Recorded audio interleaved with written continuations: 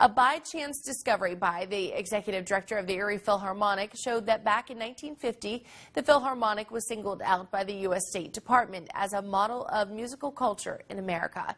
Dave Belmondo is live in our control room this afternoon with this fascinating story. Hi, Dave. Hey, Tracy. Yeah, it really is a fascinating story. Members of the U.S. State Department came to Erie. They went by and stopped at the Gannon Auditorium, which is now the Hammermill Center. They were in Erie to record the Erie Philharmonic for propaganda purposes. Now, this was back in 1950.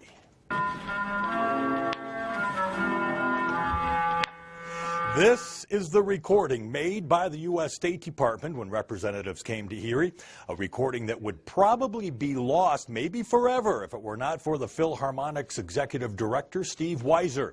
Weiser was cleaning out old archives when he found several boxes of old LP records, but the records in all the boxes were all the same.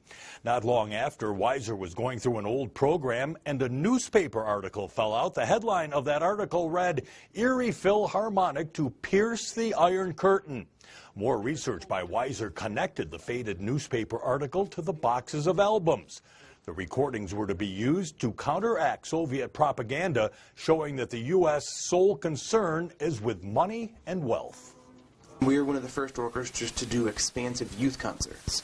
And that was one thing that the article mentioned, that they wanted to show that we weren't all just a country about creating money and wealth, but about educating our youth via the arts and music. Weiser said finding those albums in that newspaper article just sent shivers up his spine. But he says it's nice to know that the Erie Philharmonic was known as a musical culture in American cities. Tracy? And it all started with the discovery of a few boxes of records, right? A few boxes of records, and then months later, Steve says he was just going through that old program, and he said, just like in the movie, that article fell out, and then the puzzle came over.